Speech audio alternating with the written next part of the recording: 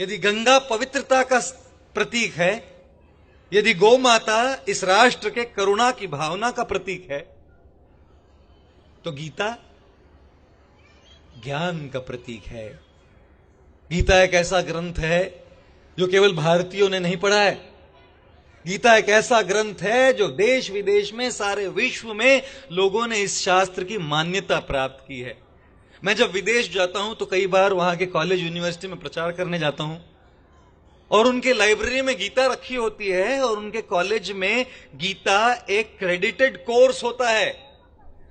यहां जब स्कूल पाठशालाओं में गीता पढ़ाने जाते तो हम कहते कि अरे ये तो केवल एक धर्म का हुआ, हम तो सेक्युलर है, ये है वो है। सारे विश्व में लोग गीता सिखा रहे हैं क्योंकि जानते हैं ज्ञान के बिना जीवन की दिशा नहीं बदल सकती। भाइयों और बहनों, महिलाओं और सज्जनों, आप सबसे एक बात कहना चाहता हूं, यदि जीवन की दशा बदलना चाहते हो तो सर्वप्रथम जीवन की दिशा बदलिए। दशा तो तब तक नहीं बदलेगी जब तक दिशा नहीं बदलेगी।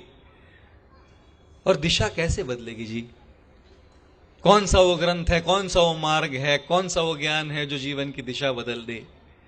अर्जुन कुरुक्षेत्र की रणभूमि पर पूर्ण रूप से भ्रमित खड़ा था और गीता के ज्ञान ने अर्जुन के जीवन की दिशा बदल दी।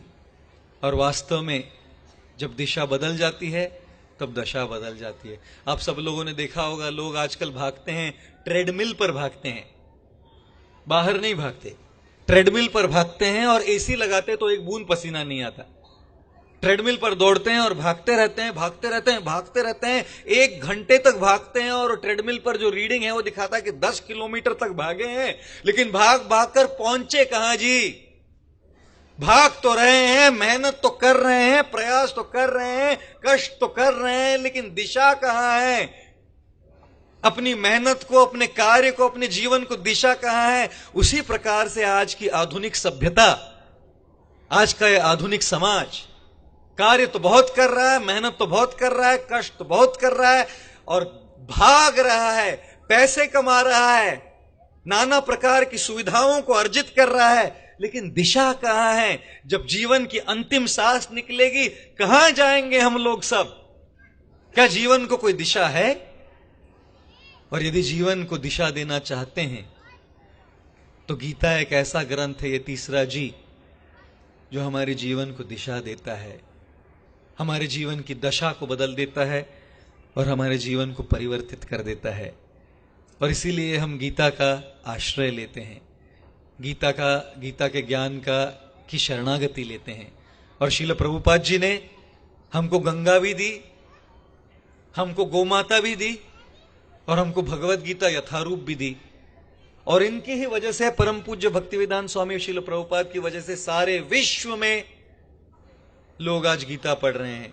जापानी में गीता है, चीनी भाषा में गीता है, रूसी भाषा में गीता है, फ्रेंच में गीता है, लैट्वियन में गीता है, स्लोवेनियन में गीता है, स्लोवाकियन में गीता है, इटालियन में गीता है।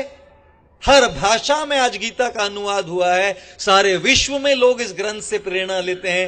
हम आप सबसे निवेदन करते हैं कि इस राष्ट्र की इस धरोहर को गंभीरता पूर्वक स्वीकार कीजिए और इस मार्ग, गीता के मार्ग से, इस दिशा से अपने जीवन की